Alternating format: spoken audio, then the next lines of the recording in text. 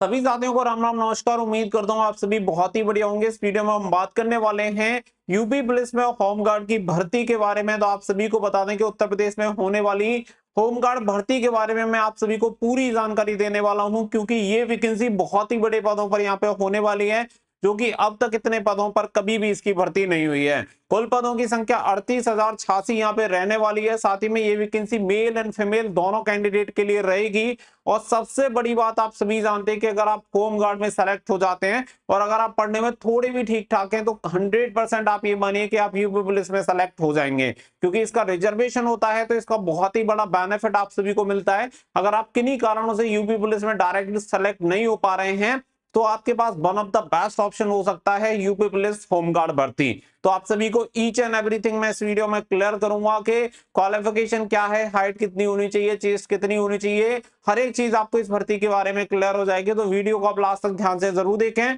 और वीडियो पसंद आए तो प्लीज वीडियो को लाइक शेयर करके चैनल को सब्सक्राइब कर लें और बेल आइकन पे प्रेस कर लें, ताकि फ्यूचर में आने वाली हर एक अपडेट का नोटिफिकेशन आपको सबसे पहले मिलता रहे। आगे बढ़ते हैं और पूरी जानकारी आप सभी के साथ शेयर करते हैं।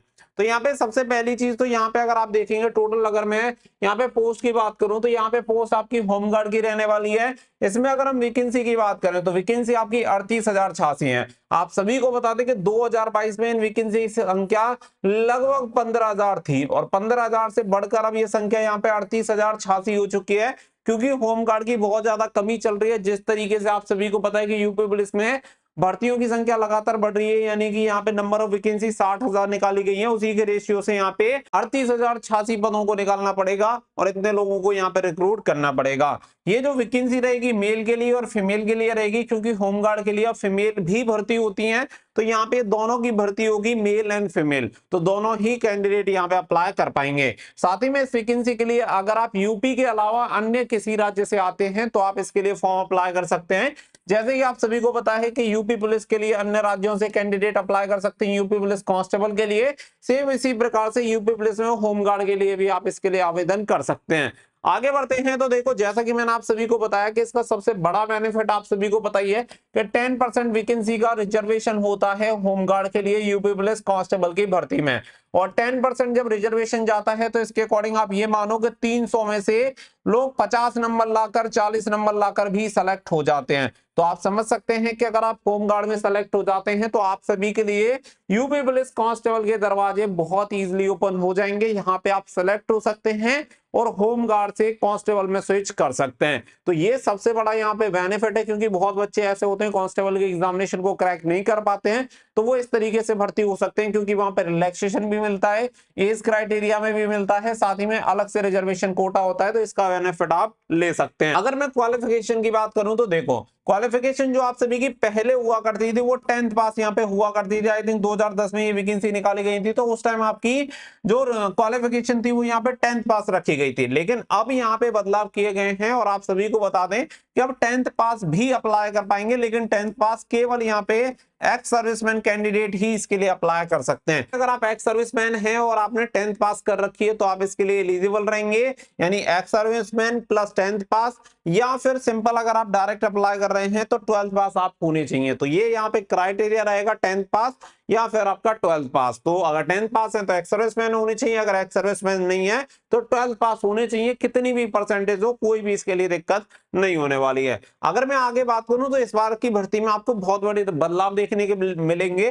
पहले क्या होता था कि 10th के बेसिस पे आप सभी को मार्क्स दिए जाते थे और फिर डीबीबीएसटी होता था, उसी के बेसिस पे यहाँ पे सिलेक्शन होता था। लेकिन इसके लिए कमेटी बनाई गई, समिति बनाई गई है और उस समिति की सिफारिश पे यहाँ पे कुछ चीजों में सुधार किया जा रहा है, जिससे कि यहाँ पे होने वाली भर्ती को सही प्रकार से करवाया जा सके। क्योंकि पहले की बात अलग थी, अब की बात बहुत अलग है, क्योंकि जब होमगार्ड की वैकेंसी में भी अच्छे खासे एप्लीकेशन फॉर्म रिसीव होने वाले हैं। क्योंकि जब वैकेंसी आएगी तो आप ये मानो कि लगभग यहाँ पे 10 से 15 लाख कम से कम एप्लीकेशन फॉर्म होंगे। क्योंकि यहाँ पे जो मेन चीज है वो आप समझो कि यहाँ पे जो इसका एज क्राइटेरिया रहता है कि यहाँ पे जो एज होती है वो बहुत बढ़िया होती है। 18 साल से 45 साल 45 साल तक के, सॉरी 18 से 45 साल तक के कैंडिडेट जनरल क्राइटेरिया में अप्लाई कर सकते हैं। अगर आप ओबीसी SC ST हैं तो आप 50 साल तक इसके लिए फॉर्म अप्लाई कर सकते हैं। अब यहाँ पे आप समझ सकते हैं कि एज क्राइटेरिया जब इतना ज्यादा होगा तो निश्चित तौर पे नंबर ऑफ एप्लीकेशन की संख्या बहुत ज्यादा होगी। यहाँ पे अगर नंबर ऑफ एप्लीकेशन फॉर्म की बहुत ज्यादा संख्या होगी तो डायरेक्टली पहले की तरह ये सारी चीजें प्रोसेस करवाना संभव नहीं होगा। इसीलिए समिति की सिफारिश पे उम्मीद है कि इसमें इस बार एग्जामिनेशन भी ऐड किया जाएगा। हालांकि इस चीज की अभी कंफर्मेशन नहीं हुई कि एग्जामिनेशन होगा या नहीं होगा, लेकिन संभवतः मैं आप सभी को बता रहा हूं कि 95% मैं श्योर होकर बोल सकता हूं कि इस बार आप सभी का एग्जामिनेशन इस भर्ती में कंडक्ट किया जाएगा। वहीं पे फिर अगर आप इसे क्वालिफाई कर लेते हैं तो DBPST और फिजिकल आप सभी को देना पड़ता है। इसके अलावा फिर आप सभी का मेडिकल एग्जामिनेशन होता है।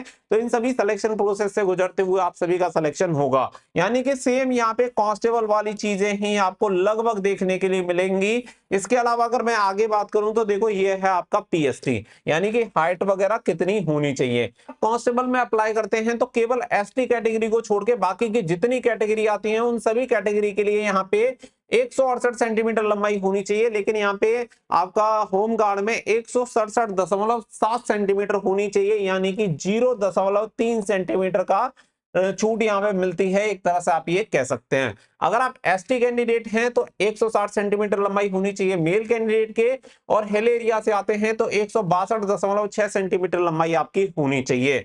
वहीं पे अगर आप महिला कैंडिडेट हैं तो आपकी लंबाई बाकी की सभी कैटेगरी के लिए 152 सेंटीमीटर और ST कैटेगरी के लिए 147 सेंटीमीटर होनी चाहिए। हिल एरिया से आने वाले कैंडिडेट की लंबाई 147 सेंटीमीटर मांगी जाती है। कैंडिडेट के लिए अगर सीना की बात करें तो 78.8 सेंटीमीटर होना चाहिए। अगर आप ST कैटेगरी से हैं तो 76.5 सेंटीमीटर से लेके 81.5 सेंटीमीटर होना चाहिए। वहीं पे अदर कैटेगरी के लिए एक्सपेंशन 83.8 सेंटीमीटर सीना होना चाहिए, यानी कि 5 सेंटीमीटर का फुलाव यहाँ पे कंपलसरी होता है। बाकी का हिल एरिया से आने वाले कैंडिडेट का 76.5 सेंटीमीटर से लेकर 81.5 सेंटीमीटर सीना होना चाहिए। उम्मीद है कि यहाँ पे फिजिकल जो आप सभी का होगा, मेल कैंडिडेट की 4.8 किलोमीटर की रनिंग 25 मिनट में, फीमेल कैंडिडेट के लिए 2.4 किलोमीटर की रनिंग 14 मिनट में आप सभी को कंप्लीट करनी होगी। तो ये यहाँ पे प्रोसेस रहने वाला है। एप्लीकेशन फीस सभी के लिए सेम रखी जाएगी।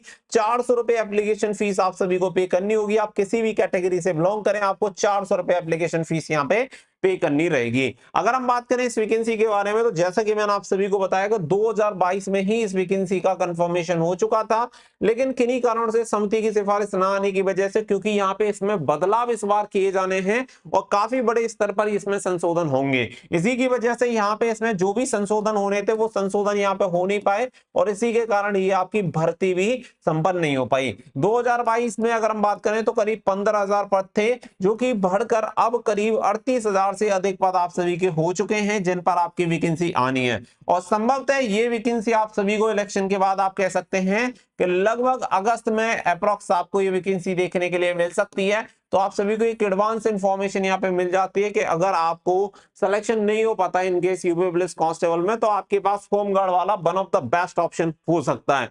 और जो भी बच्चे हैं वो ये मत सोचिएगा कि होमगार्ड के लिए अप्लाई क्यों करें भाई, होमगार्ड जैसी जॉब, अब कोई होमगार्ड में ऐसी दिक्कत नहीं है। साथ ही में यहाँ पे अगर मैं बात करूं तो सैलरी की, तो सैलरी भी आपको लगभग 25 से 30,000 रुपए पर मंथ आप सभी को यहाँ पे मिल जाती है। और 25 से 30,000 रुपए जो आपको सैलरी मिलती है, सबसे बड़ी बात है कि आपकी जो पोस्टिंग होती है वो आपकी होम डिस्ट्रिक्ट में होती है। अगर आप कांस्टेबल में सेलेक्ट होते हैं तो आप सभी को पता है कि होम डिस्ट्रिक्ट तो छोड़िए, आप बॉर्डर डिस्ट्रिक्ट में भी सेलेक्ट नहीं हो सकते हैं। और अगर आप बॉर्डर डिस्ट्रिक्ट में भी सेलेक्ट नहीं होंगे तो वहां पे जो आपके एक्सपेंसेस होंगे वो भी ज्यादा होंगे। और घर रहकर अगर आपको 25-30,000 रुपए यहाँ पे मिलते हैं तो निश्चित तौर पर एक बढ़िया अमाउंट है। और सबसे बड़ी बात है कि आपको कांस्टेबल के लिए जो रिलैक्सेशन मिलता है, अलग से जो कोटा मिलता है, वो बहुत बड़ी बात है। तो आप सभी के पास ऑप्शन है, अगर आपको यहाँ मजा नहीं आ रहा है तो आप कांस्टेबल में भी जा सकते हैं। तो पूरी चीजें मैंने आप सभी के साथ शेयर कर दी हैं। जैसे ही इसकी और भी कोई इंफॉर्मेशन निकल जाएगी मैं आप सभी के साथ शेयर कर दूंगा। फिलहाल के लिए बस इतना ही। तो थैंक यू फॉर वॉचिंग। जय हिंद, जय भारत।